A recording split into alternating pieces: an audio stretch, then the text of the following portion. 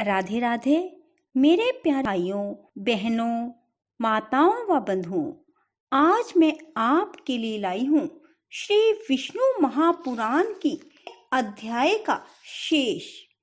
बंधुओं, यदि आपने हमारे चैनल को अब तक सब्सक्राइब नहीं किया तो जरूर करें और बेल आइकन दबाना ना भूलें, ताकि आपको हमारी आने वाली सभी वीडियोस की जानकारी सबसे पहले हो सके।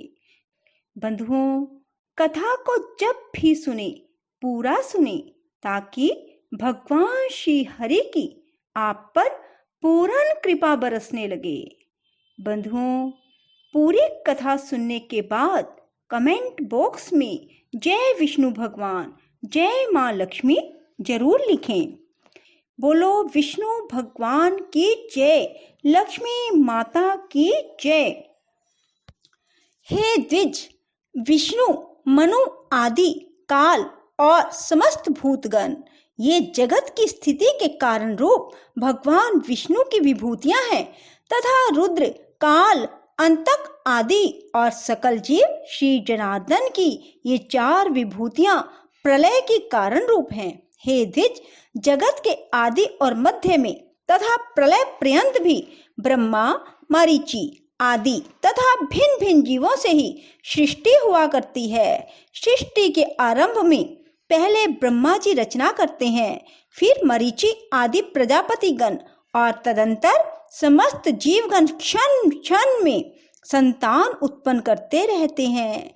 हे द्विज, काल के बिना ब्रह्मा, प्रजापति एवं अन्य समस्त प्राणी भी सृष्टि रचना नहीं कर सकते। हे मैत्रेय, इसी प्रकार जगत की स्थिति और प्रलय में भी उन देव देव के चार चार विभाग बताए जाते हैं। हे द्विज, जिस किसी जीव द्वारा जो कुछ भी रचना की जाती है, उस उत्पन्न हुए जीव की उत्पत्ति में सर्वथा श्री हरि का शरीर ही कारण है। हे मैत्रेय, इसी प्रकार जो कोई स्थावर जंगम भूतों में से किसी को नष्ट करता है, वह नाश करने वाला भी श्री जनार्दन का अंतकारक रुद्र रूप ही है। इस प्रकार वे जनार्दन देव ही समस्त संसार के रचिता, पालनकर्ता और संहारक हैं। वे ही स्वयं जगत रूप भी हैं। जगत की उत्पत्ति, स्थिति और अंत के समय वे इसी प्रकार तीनों गुणों की प्रेरणा से प्रवृत्त होते हैं। तथापि उनका परम पद महान निर्गुण है। परमात्मा का वह स्वरूप ज्ञान में व्यापक, स्वयं संवेद्य और अनुपम है। वह भी चार प्रकार का ही है। श्री मैत्रेय जी बोले, हे मुने, आपने जो भगवान का परम पद कहा वह चार प्रकार का कैसे है, यह आप मुझसे विधि पूर्वक कहिए। श्री प्राशर जी बोले, हे मैत्रेय, सब वस्तुओं का जो कारण होता है वही उनका साधन भी होता है।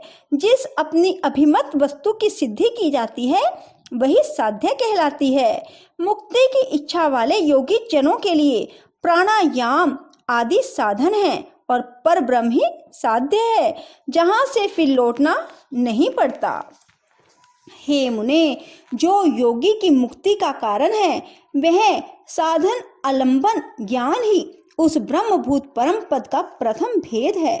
क्लेश बंधन से मुक्त होने के लिए योगाभ्यासी योगी का साध्य रूप जो ब्रह्म है, हे महामुने, उसका ज्ञान ही आलंबन विज्ञान नामक दूसरा भेद है। इन दोनों साध्य साधनों का अभेद पूर्वक जो अद्वैत में ज्ञान है उसी को मैं तीसरा भेद कहता हूँ। हे महामुने, उक्त तीनों प्रकार के ज्ञान की विशेषता का निराकरण करने पर अनुभव हुए आत्म स्वरूप के समान ज्ञान स्वरूप भगवान विष्णु का जो निर्व्यापार, अनिर्वचनीय, व्याप्ति मात्र, अनुपम, आत्मबोध स्वरूप, सत्ता मात्र, अलक्षण, शांत, अभय, शुद्ध, भावनातीत और आश्रयहीन रूप है, वह ब्रह्म नामक ज्ञान है। हे द्विज, जो योगी जन अन्य ज्ञानों का निरोध कर इसमें ही लीन हो जाते हैं, वे इस संसार के भीतर बीजारोपण रूप कर्म करने में निर्बीज होते हैं। इस प्रकार का वह निर्मल, नित्य, व्यापक, अक्षय और समस्त हे गुणों से रहित विष्णु नामक परम पद है। पुण्य पाप का क्षय और कलेशों की निवृत्ति होने पर जो अत्यंत निर्मल हो जाता है, वही योगी उस पर ब्रह्म का आश्रय लेता है, जहां से वह फिर नहीं लौटता। उस ब्रह्म के मूर्त और अमूर्त दो रूप हैं, जो क्षर और अक्षर रूप से समस्त प्राणियों में स्थित हैं।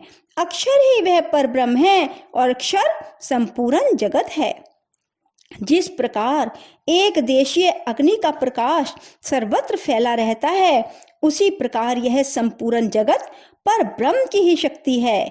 हे मैत्रेय, अग्नि की निकटता और दूरता के भेद से जिस प्रकार उसके प्रकाश में भी अधिकता और न्यूनता का भेद रहता है, उसी प्रकार ब्रह्म की शक्ति में भी तारतम्य है। हे ब्रह्मन, ब्रह्मा, विष्णु और शिव ब्रह्म की प्रधान शक्तियां हैं। उनसे न्यून देवगण हैं तथा उनके अनंतर दक्ष आदि प्रजापति गण हैं। उनसे भी न्यून मनुष्य, पशु, पक्षी, मृग और सरीसृप आदि हैं, और उनसे भी अत्यंत न्यून वृक्ष, गुलम और लता आदि हैं। अतः हे मुनिवर, आविर्भाव, तिरोभाव, जन्म और नाश आदि विकल्प युक्त भी यह संपूर्ण जगत वास्तव में नित्य और अक्षय ही है। सर्व शक्ति में विष्णु ही ब्रह्म के पर स्वरूप और मूर्त रूप हैं, जिनका योगी जन योगारंभ के पूर्व चिंतन करते हैं। हे मुने, जिनमें मन को सम्यक प्रकार से निरंतर एकाग्र करने वालों को आलंबन युक्त सबीज महायोग की प्राप्ति होती है। हे महाभाग, हे सर्व ब्रह्ममय श्री विष्णु भगवान समस्त पराशक्तियों में प्रधान और ब्रह्म के अत्यंत निकटवर्ती मूर्त ब्रह्म स्वरूप हैं। हे मुने, उन्हीं में यह संपूर्ण जगत ओतप्रोत है, उन्हीं से उत्पन्न हुआ है, उन्हीं में स्थित है, स्वयं वे ही समस्त जगत है। क्षर अक्षर में ईश्वर विष्णु ही इस पुरुष प्रकृति में संपूर्ण जगत को अपने आभूषण और आयुध रूप से धारण करते हैं। श्री मैत्रेय जी बोले, भगवान विष्णु इस संसार को भूषण और आयुध रूप से किस प्रकार धारण करते हैं, यह आप मुझसे कहिए। श्री प्राशर जी बोले, हे मुने, जगत का पालन करने वाले अप्रमेय श्री विष्णु भगवान को नमस्कार कर अब मैं जिस प्रकार वशिष्ठ जी ने मुझसे कहा था वह तुम्हें सुनाता हूँ। इस जगत के निर्लेप तथा निर्गुण और निर्मल आत्मा को अर्थात शुद्ध क्षेत्रज्ञ स्वरूप को श्री हरि कौस्तुभ मणि से धारण करते हैं। श्री अनंत ने प्रधान को श्री वत्स रूप से आश्रय दिया है और बुद्धि श्री माधव की गदा रूप से स्थित है। भूतों के कारण तामस अहंकार और इंद्रियों के कारण राजस अहंकार, इन दोनों को वे शंख और शांग धनुष रूप से धारण करते हैं। अपने वेग से पवन को भी पराजित करने वाला अत्यंत चंचल सात्विक अहंकार रूप मन श्री विष्णु भगवान के कर कमलों में स्थित चक्र का रूप धारण करता है।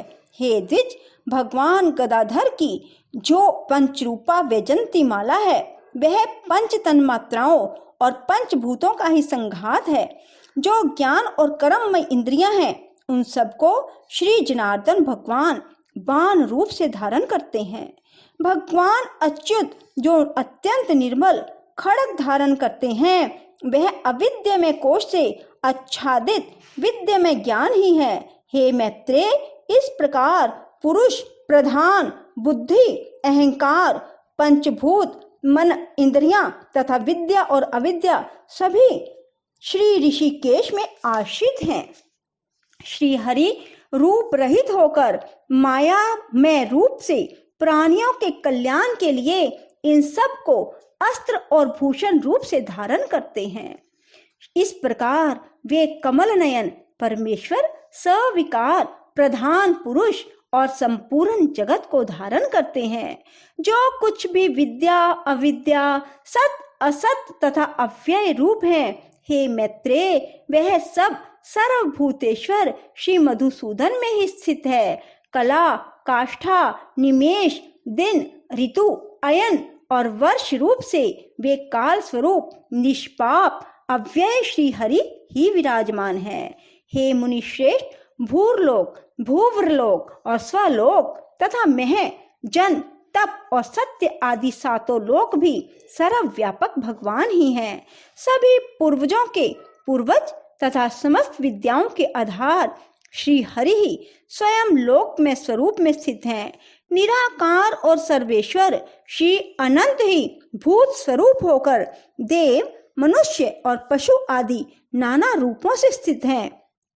ऋक्, यजु, साम और अथर्व वेद, इतिहास, उपवेद, वेदांत वाक्य, समस्त वेदांग, मनु आदि कथित समस्त धर्मशास्त्र, पुराण आदि सकल शास्त्र, आख्यान, अनुवाक तथा समस्त काव्य चर्चा और राग रागिनी आदि जो कुछ भी हैं, वे सब शब्द मूर्तिधारी परमात्मा विष्णु का ही शरीर है। इस लोक में अथवा कहीं और भी जितने मूर्त और अमूर्त पदार्थ हैं, वे सब उन्हीं का शरीर है। मैं तथा यह संपूर्ण जगत जनार्दन श्री हरि ही हैं। उनसे भिन्न और कुछ भी कार्य कारण आदि नहीं है। जिसके चित्त में ऐसी भावना है, उसे फिर देह जन्य राग द्वेष आदि द्वंद्व रूप रोग की प्राप्ति नहीं होती। हे द्विज, इस प्रकार तुमसे इस पुराण के पहले अंश का यथावत वर्णन किया। इसका श्रवण करने से मनुष्य समस्त पापों से मुक्त हो जाता है। हे मैत्रेय, 12 वर्ष तक कार्तिक मास में पुष्कर क्षेत्र में स्नान करने से जो फल मिलता है, वह सब मनुष्य को इसे श्रवण मात्र से मिल जाता है। हे मुने, देव, ऋषि, गंधर्व, पितृ और यक्ष आदि की उत्पत्ति का श्रवण करने वाले पुरुष का वे देव आदि वरदायक हो जाते हैं। इति श्री विष्णु पुराणे प्रथम अंशे 22वां अध्याय। इति श्री पराशर मुनि विरचिते श्री विष्णु परत्व निर्णायके श्रीमती विष्णु महापुराणे प्रथम अंश समाप्तम। बोलो विष्णु भगवान की जय, लक्ष्मी माता की जय। श्री कृष्ण गोविंद हरे मुरारी, हे नाथ नारायण वासुदेवा। राधे राधे, जय श्री कृष्णा। बंधुओं, यदि आपको हमारी वीडियो पसंद आए तो इसे लाइक करें और शेयर भी जरूर करें। धन्यवाद।